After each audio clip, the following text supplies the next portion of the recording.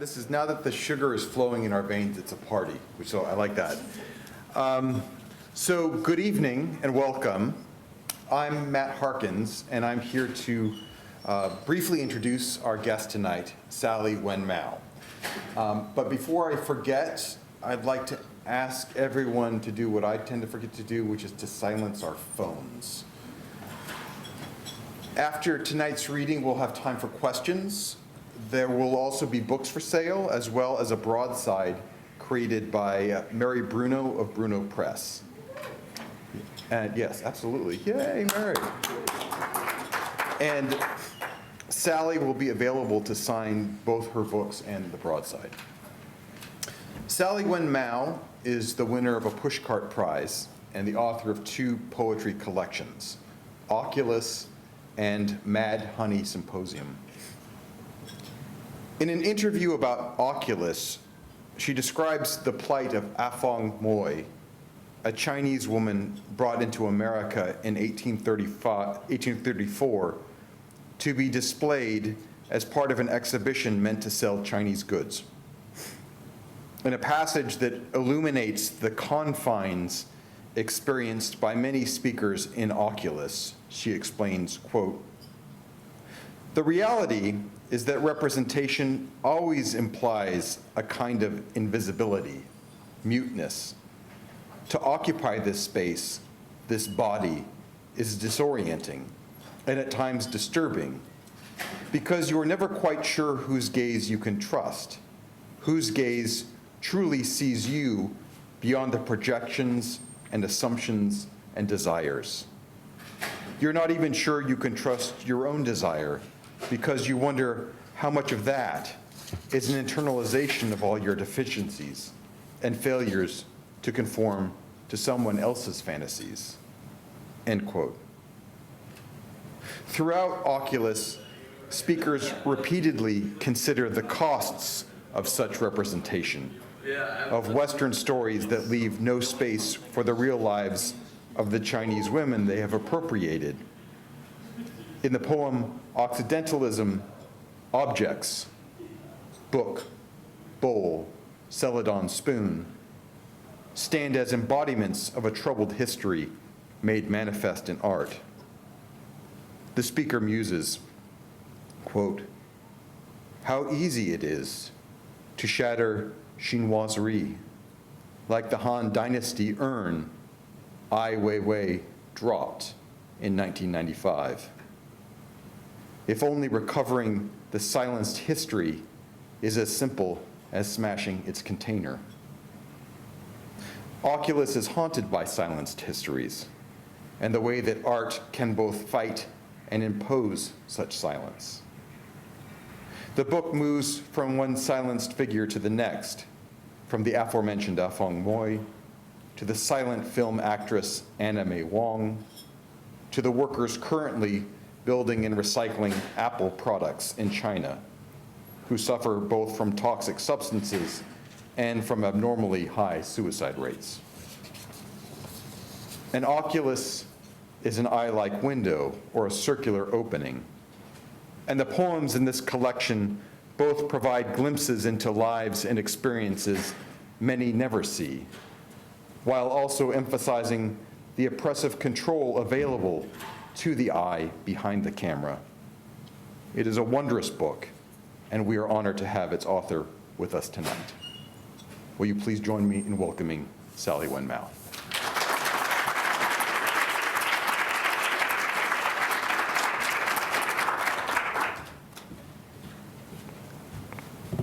Thank you, Matt, for that lovely introduction. I've had such a great experience so far coming to this campus and visiting the students and the classrooms, and everyone I've talked to has been so generous and so brilliant. So I'm really excited and honored to be here tonight. Okay, so usually I've been trying this new thing with my readings. Where I have a kind of a PowerPoint to go with my poetry reading. It offers me a chance to kind of describe my poetic process, in addition to sharing some of my work. You put it beautifully. One of the definitions of oculus is the architectural definition, which is the window to the sky. And for me, writing this book, I was trying to look at all the facets of this word, oculus. It's Latin for eye, and so I was looking at the ways we see each other and the ways that we are seen or not seen. And then there's the Oculus Rift, right? That's the VR technology in the Silicon Valley, and technology is also one of the central themes that I was trying to explore in Oculus. And usually I follow a particular sequence of poems with this presentation, but I wanted to switch it up a little bit here because I know that there have been some packets going around, and I wanted to read some of the poems in the packets. And I wanted to begin with this poem that I don't usually read in my readings. And this poem, it's called Close Encounters of the Liminal Kind. And I wanted to read this poem because this poem acknowledges where I come from. And right now, I think I had a conversation with the nonfiction class that I visited today about this very topic, but if you've been reading the news, you've heard about the coronavirus that originated in Wuhan, China. And Wuhan, China is where I was born, and I left when I was 5.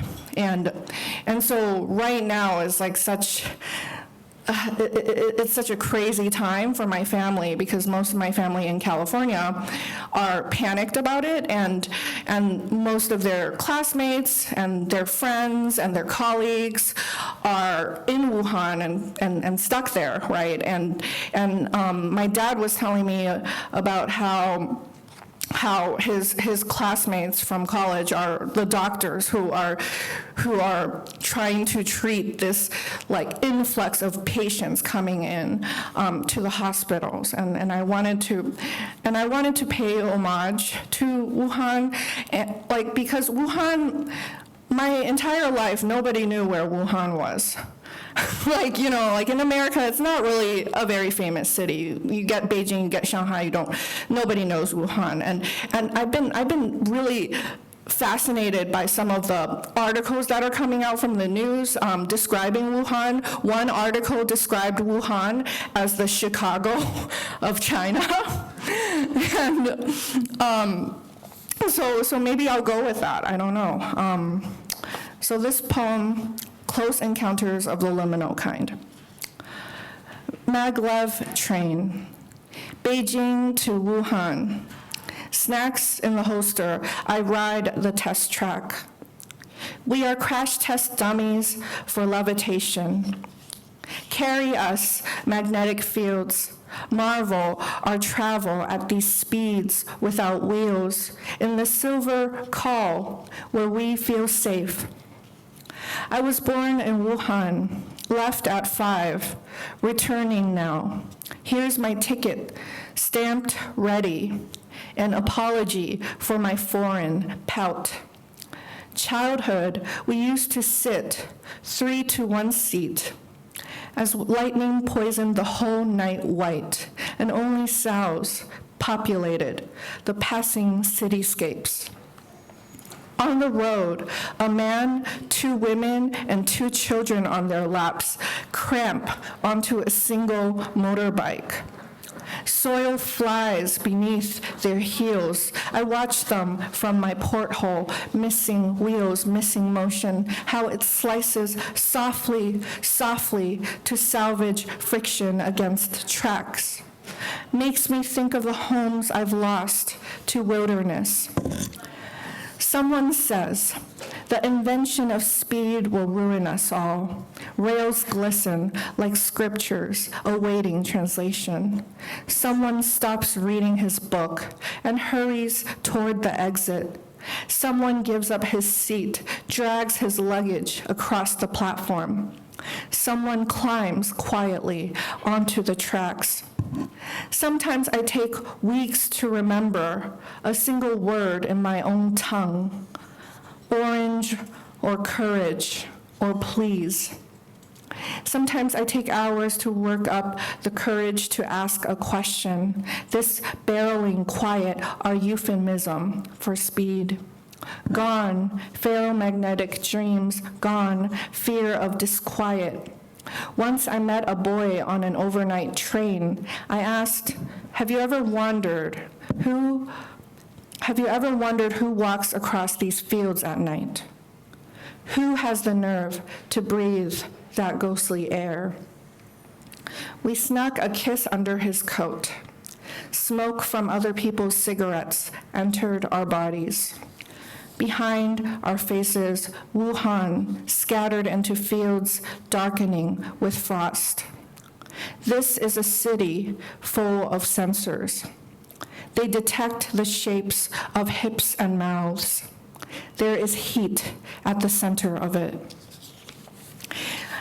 And so today in class, as I was talking about it, there was discussion about, some of the xenophobic sentiments that's brewing because of this Wuhan virus that's coming out. But for me, the thing that most struck me is the small details that I'm learning from my family. Like, for example, how the hospitals are completely overrun with patients, but also with family members who are bringing food and supplies to, their sick loved ones. And also the fact that, in the Bay Area, all the face masks are sold out because everybody's shipping them back home to their relatives. So things like that really actually move me because it just demonstrates to me how much people care about each other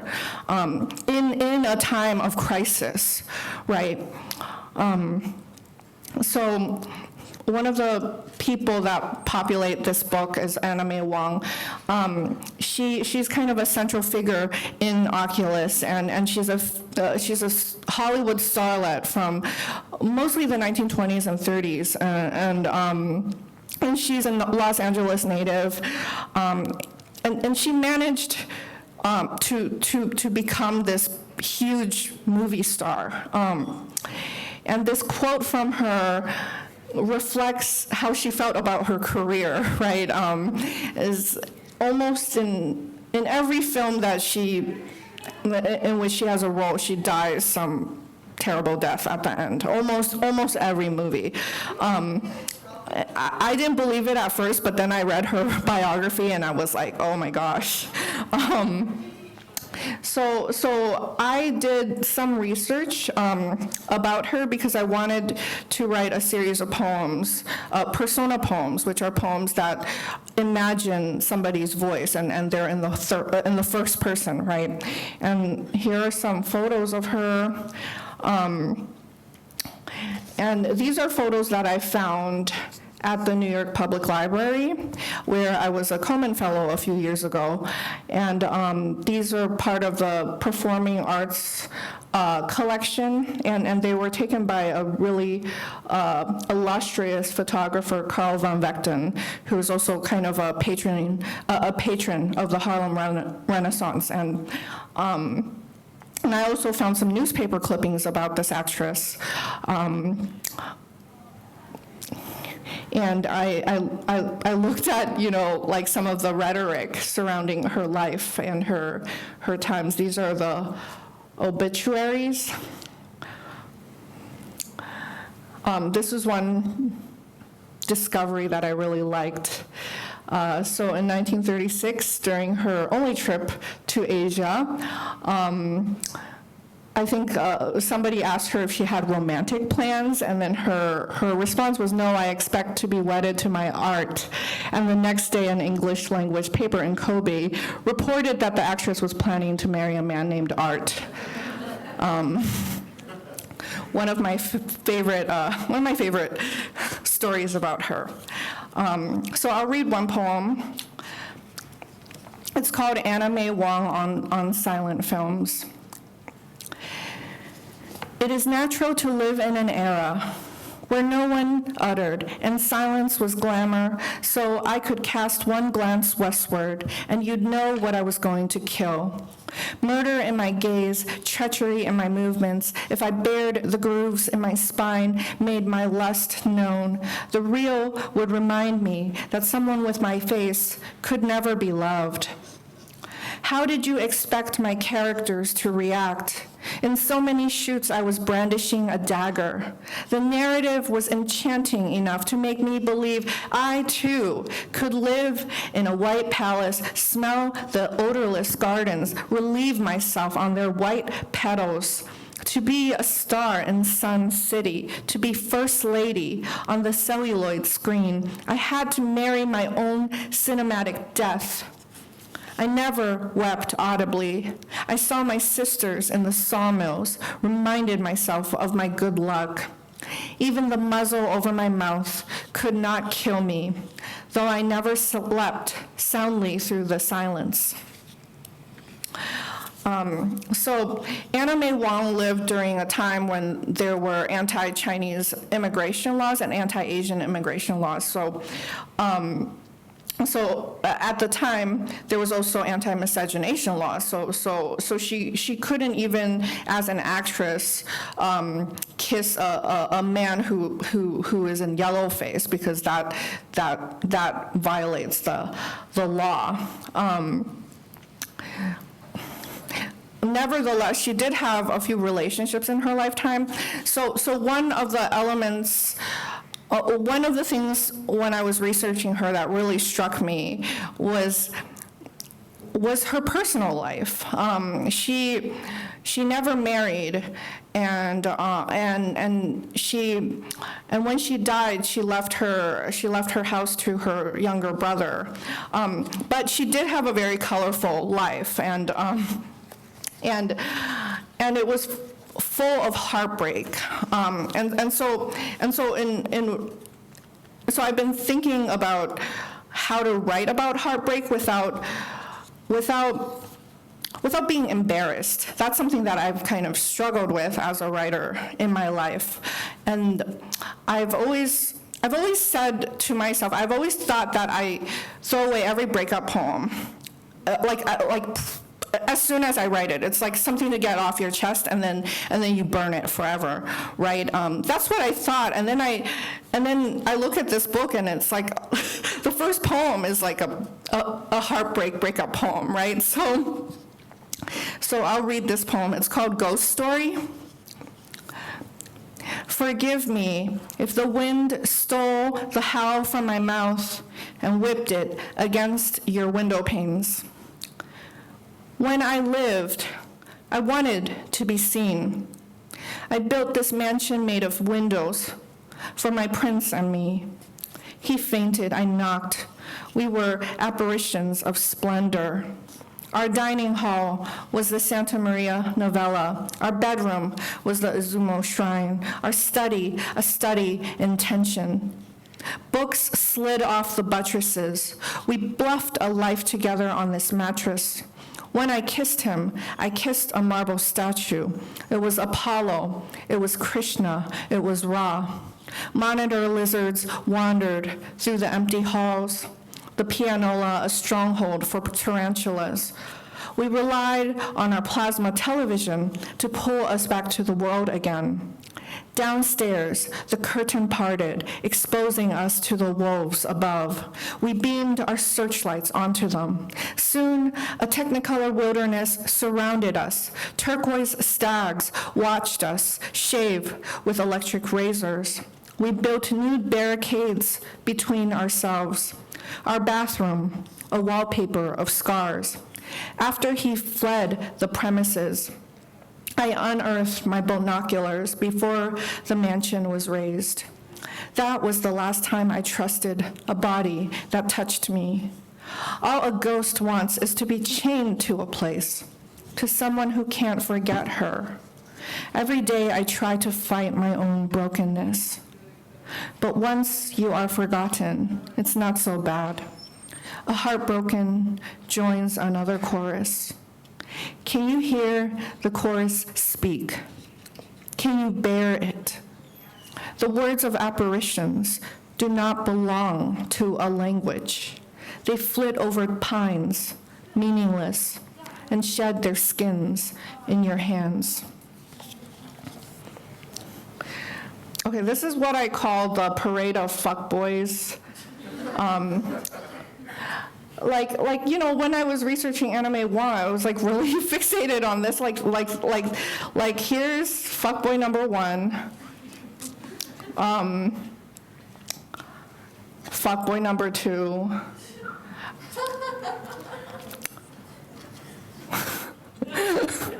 fuckboy number three. These are the men that populated her life, and I just wanted, like, I always like to devote a moment to shame them, you know, like for their unknown legacy, because you know their legacy are not like fucking over like 15-year-old Anime Wang, right? Their legacies are directing Dracula. Who cares, right? Anyway. So this is, I'm going to play a clip from this movie. It's called The Toll of the Sea, and it's the first starring role that Anime Wang played when she was, I think, around 16 or 17, and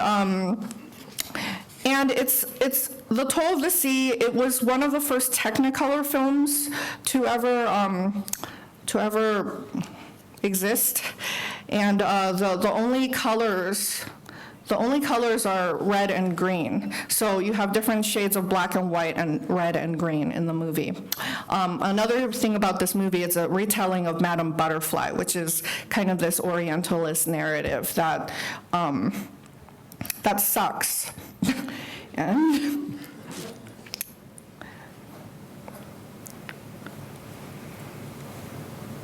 oh, come on.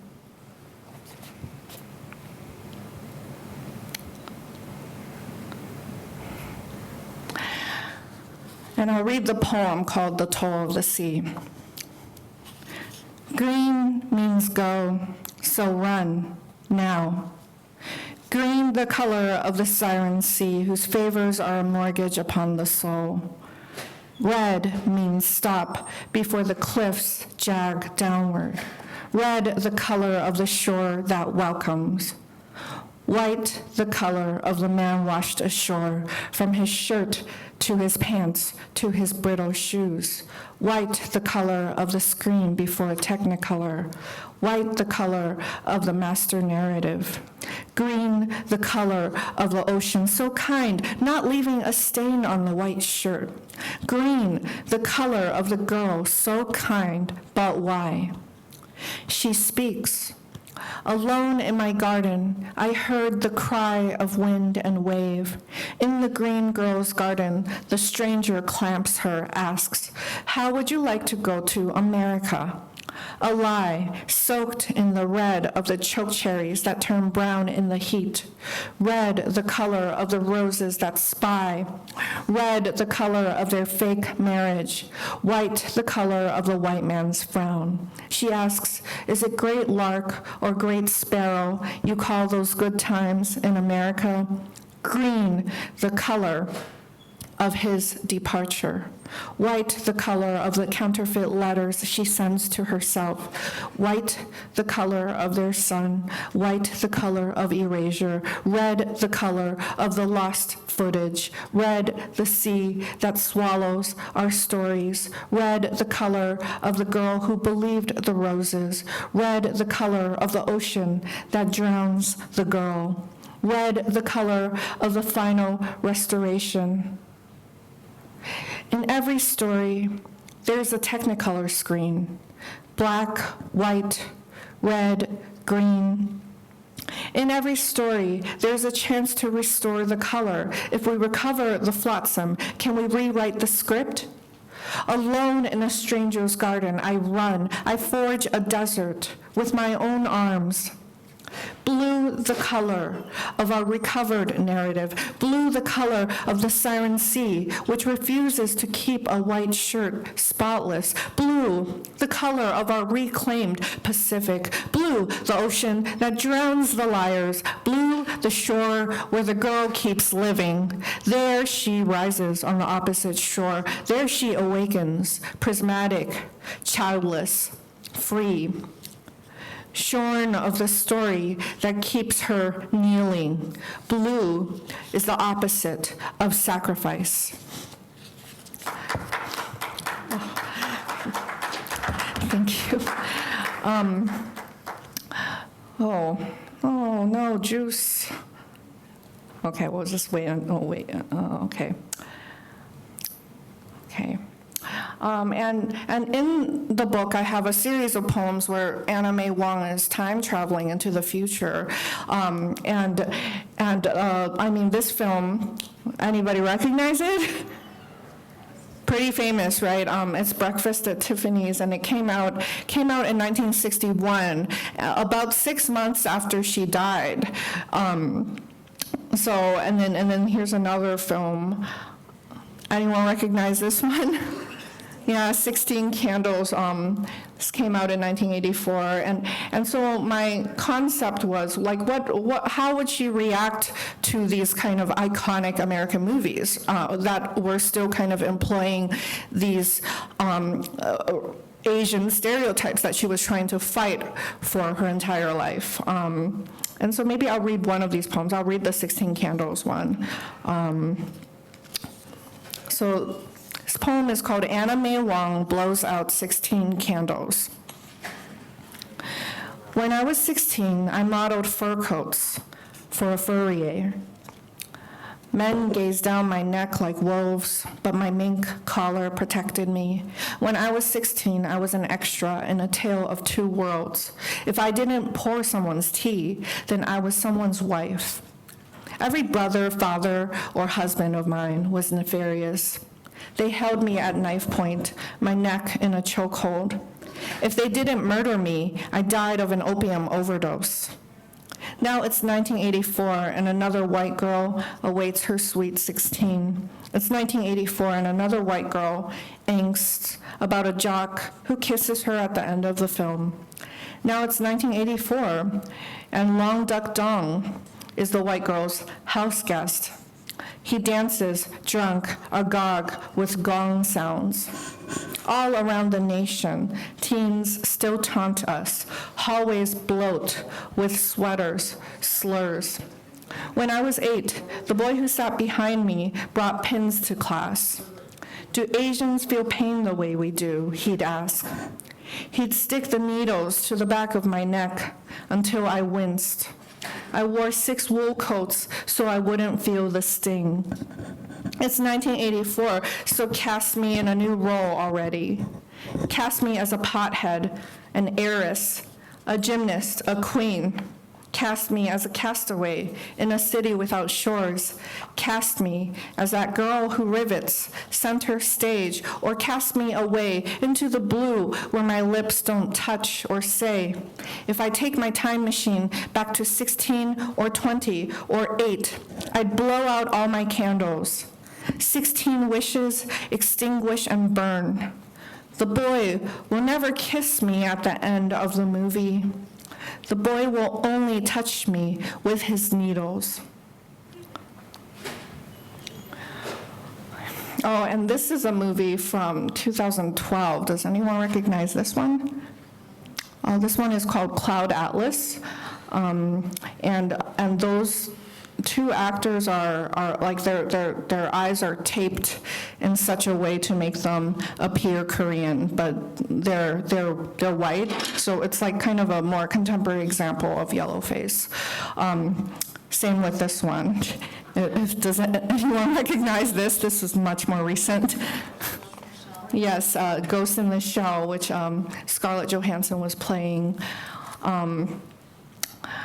And this, Matt, you mentioned Afam Moy, and this is another historical figure that I was exploring in Oculus. I actually came upon her quite accidentally. I was already deep in my work on Anna May Wong when I discovered that the first Chinese woman to ever come to the United States was also kind of an object of display.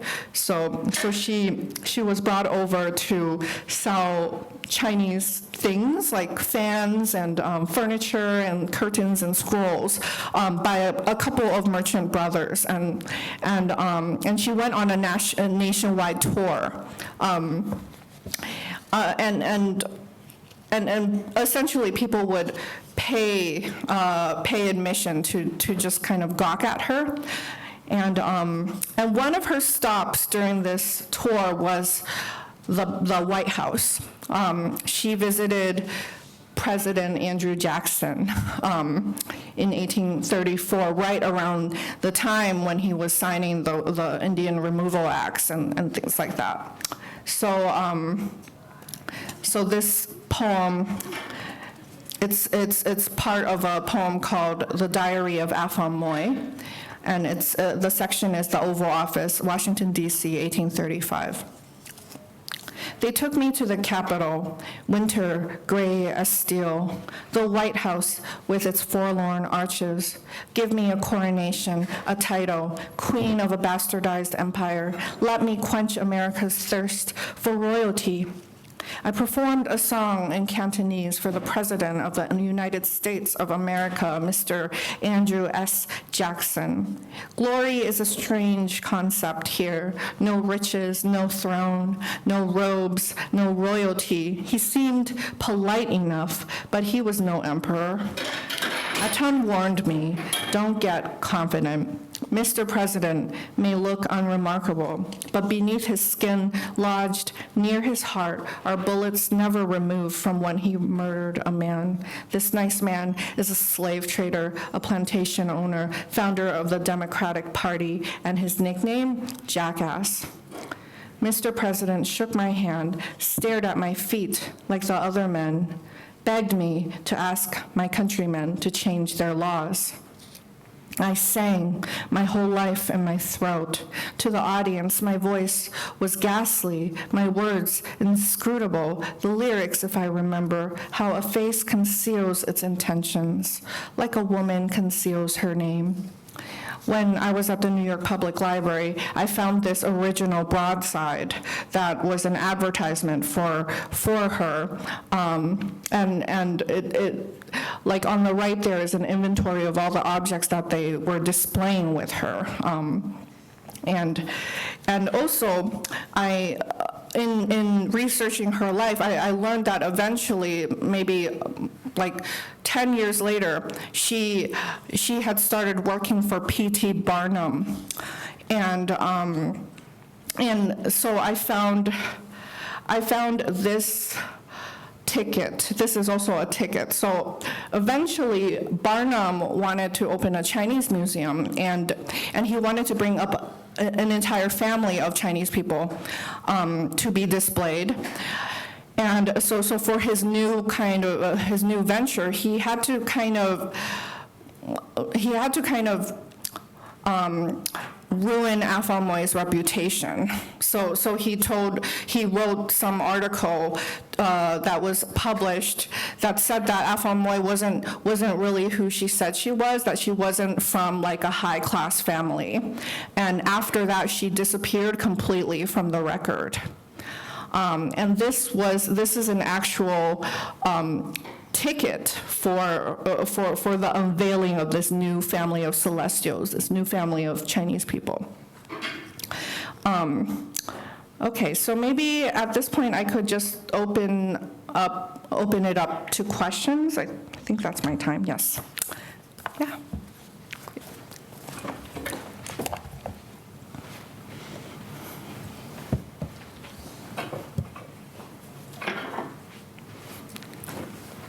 Or you could think about your questions, and I'll keep talking for a little bit.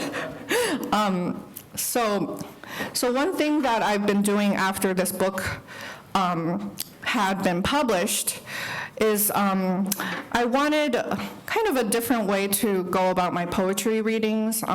So at some point last year, maybe in the middle of last year, I decided that I would create an alter ego called Anime Wong. And the Anime Wong in my book is the actress from the 1920s and 30s, and she's moving forward in time. She's moving from the past to the future.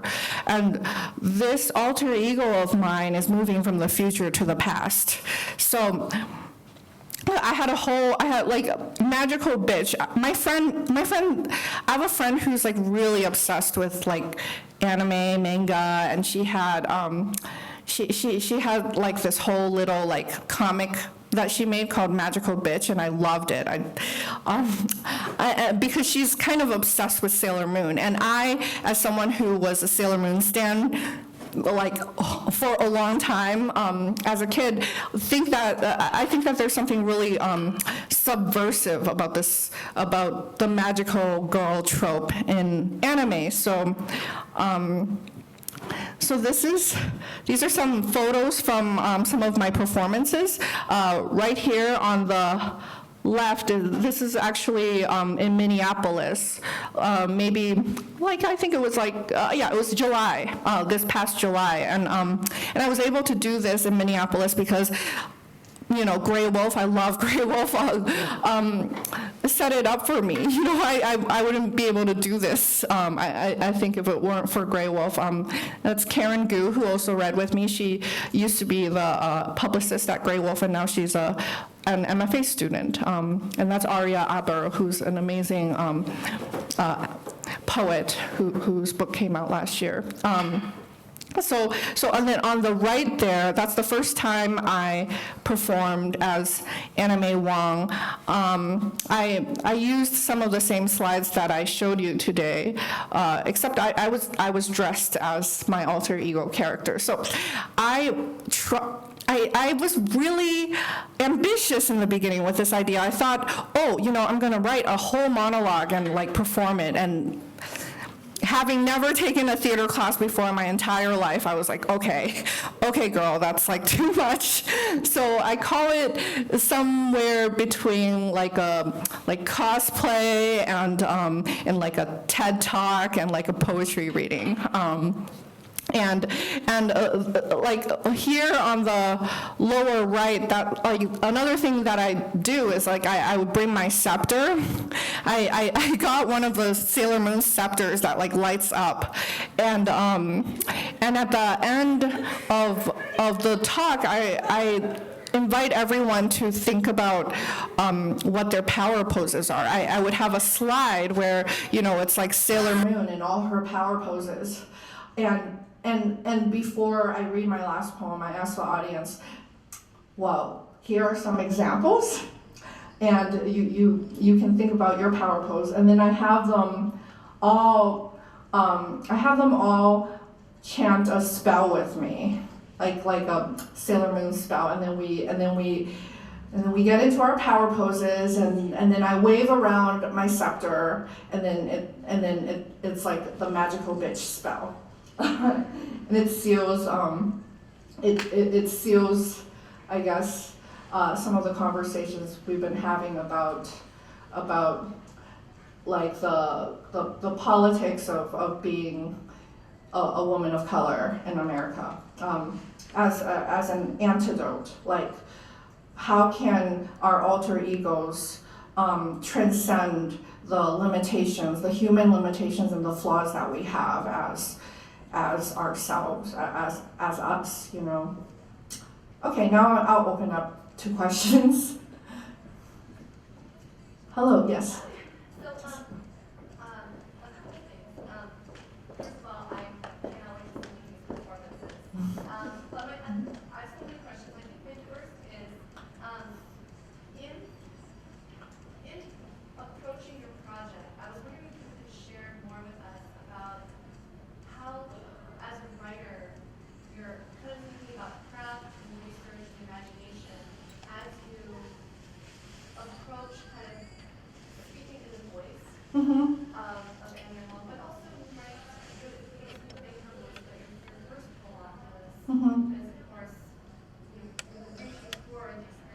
Instagram.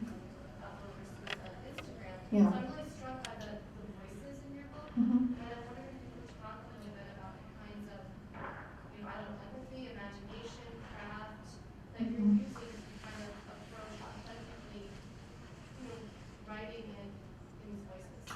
Yes, I think that's an excellent question, especially with a lot of like going along a lot of like conversations in contemporary literature, right? Like who do we get to speak for, and do we have the right to speak for these people? I think it's a matter of asking yourselves a whole bunch of questions, right? And for me, what I recognized, the pattern that I detected was that in some of these figures that I chose, like the persona figures that I chose, where I chose to use the first person, are Afon Moy and Anna May Wong.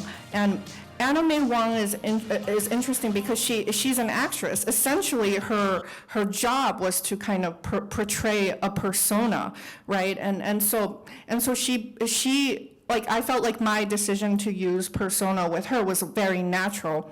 Afon Moy was a whole different story because she definitely does not have as much material out there in terms of research. But the thing that most struck me about Afon Moy is that literally every piece of information we have about her was written from the perspective of somebody who was looking at her, who had paid to see her as an object, as an exhibition, whereas that wasn't really the case for Anna May Wong. Like, even though Anna May Wong was cast in these terrible roles and that she didn't have that much control over, she still did have a voice. Like, there are still first-person accounts, and she was quite like an eloquent writer, and she wrote a bunch of articles. She was actually a columnist at some point for the New York Herald Tribune.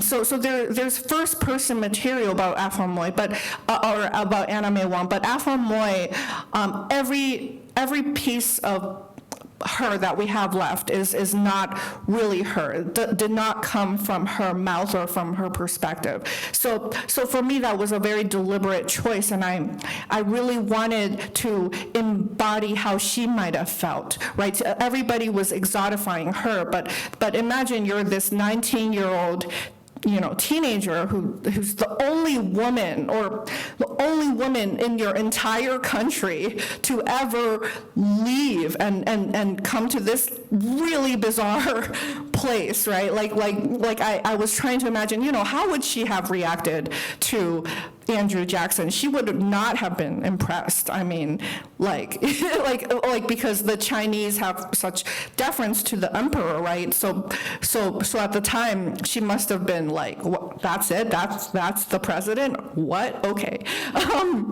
And also, her reaction to some of the dress of the women, of the Western women at the time, the corsets, right? And so even though like she was a freak to them, they were probably freaks to her, right? And I think it's really important to be very deliberate with your choices on whether to use the first person persona or to just speak to a person, right? So there are some characters like the title poem Oculus. I chose to speak to this person rather than speak for her or speak as her.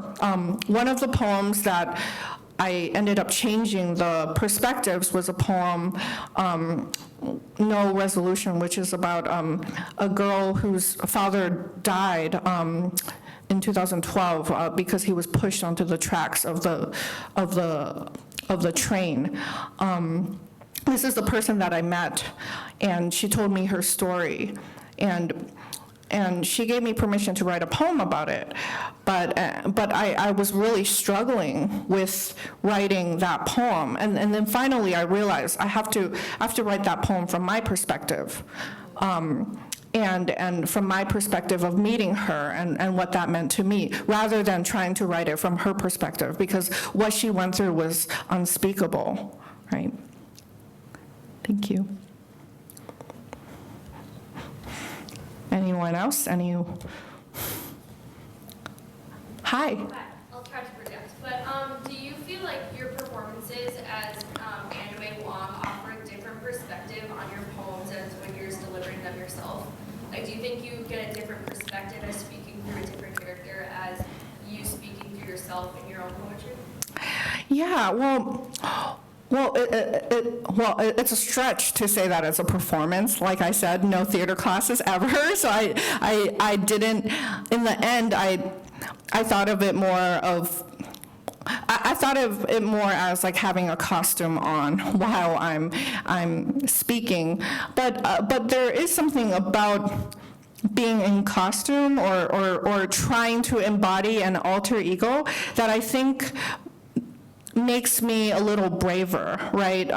Like the whole idea of an alter ego for me is this magical girl that somehow transcends her limitations. And Sailor Moon, if anyone's ever watched Sailor Moon, the girl behind Sailor Moon is a total klutz. Like she like she can't get good grades. She's always falling. She's always crying. And like these are things that she's able, like, and then she transforms into Sailor Moon, right, and becomes this like amazing girl who fights evil and delivers justice, right? And there's something really, I think, inspiring about that message that says, you can overcome like these ugly feelings that you're having, right? Like that's something that I try to apply to myself because I do have a lot of fears sometimes, as a poet and as somebody who doesn't really have the most like typical life, these are the little things that like can comfort me on a day-to-day basis, and I hope, like my biggest hope is that it can bring comfort to other people.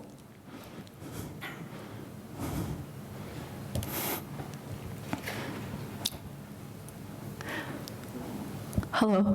A few times a year, I get to introduce poets, and hospitality demands that I introduce them the way they'd like to be introduced. So, Naomi Nye, you certainly introduce her as a Palestinian American poet. Lee Young Lee, who I've hosted a couple times, who's a friend, and when you hang out with him or you pick up his books, you can tell he's an ethnic Chinese guy, but he wants to be known, I think, principally as an American. Do you have an opinion about that, identity-wise? I think Amy Tan takes it even further. Sorry, it's my mom. I think that question it's very complicated because identity is very complicated, right? I think there was a question that came up in the class I visited today about like whether like POC, people of color artists can ever be extracted from their identity, right? And for me, what I realized is that when you have internalized this idea that your identity doesn't matter, when you have internalized this idea that your identity can only ever be a stereotype, and it's very easy to do that. As a person of color in America, it's very easy to take the messages and the signs and the treatment you receive and all of these things, you gather all of these things that tell you that your culture makes you worthless. Obviously, you want to distance yourself from that, right? Obviously, you would want to say, no, I'm American, right? But what I've learned is that we're not trying to distance ourselves from our identity. We're trying to distance ourselves from that stereotyping and that kind of discrimination, right? And sometimes, sometimes I catch myself whenever someone asks me, like, where are you really from? And I say, okay, like, I know you're trying to ask me whether I'm from China or Japan or whatever. And why do I always have that reaction, like, oh, I'm from America. I'm from America. It does erase part of my identity, right? But that erasure, I think, comes from systematic racism, right? And in essence, in essence, every poet, like whatever we identify, I think it's important to just rail against those narratives that make them internalize that information, right?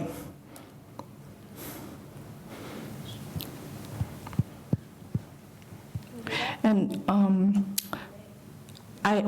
can I read like maybe one more poem? Okay, yeah, so I'll end with this poem, and it has a great origin story. I think some of you would appreciate it. So this poem, it's called Occidentalism.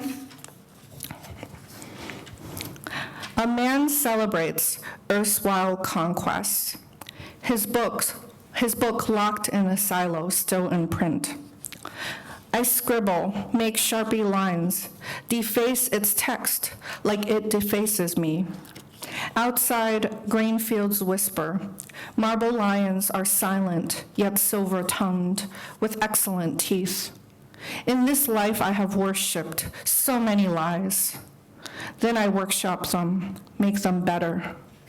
An East India Company, an opium trade, a war, a treaty, a concession, an occupation, a man parting the veil, covering a woman's face, his nails prying her lips open.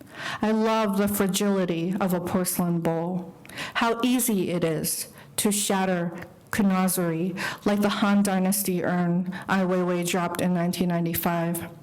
If only recovering the silenced history is as simple as smashing its container. Book, bowl, celadon, spoon. Such objects cross borders the way our bodies never could. Instead, we're left with history, its blonde dust. That bowl is unbreakable. All its ghosts still shudder through us like small breaths. The tome of hegemony lives on, circulates in our libraries, in our bloodstreams. One day, a girl like me may come across it on a shelf, pick it up, and read about all the ways her body is a thing. And I won't be there to protect her, to cross the text out and say, go ahead, rewrite this. And I think, like throughout this visit, I think some people have asked me about this poem, and there is actually an origin story to this poem. I found a book in the library one day, and it was a book that was a 300-page like exotification of Asian women, kind of. It was like one of those books that say, oh, actually, like this white fetish for Asian women, it has a historical precedent. But the way that this book was written was like super gross. I mean, I don't know if you've been like looking at the screen, but these are actual pages from this book. So one day I wrote a horrible Goodreads review of this book. I gave it a 1 star. Did I? I think my battery just went out. I gave it 1 star, and this person created a Goodreads account to write like a 5-page comment on my Goodreads review, and it was definitely the author. It was definitely him. Like he said, like his review or his comment was like, "Good grief, Sally, why so shrill?"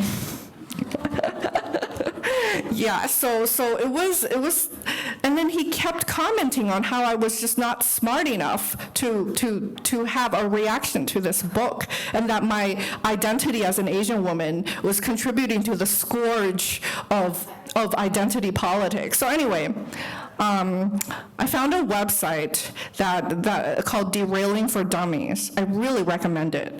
It's basically an inventory of all the things that like dumb or racist people will say to you.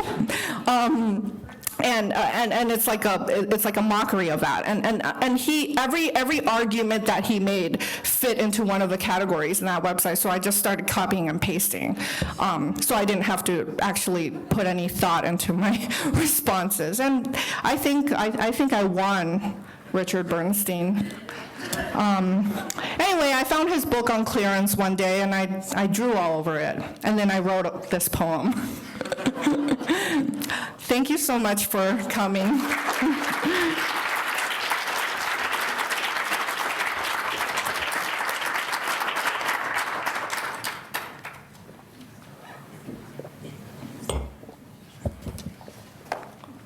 We will have book signings and broad plate signings back here.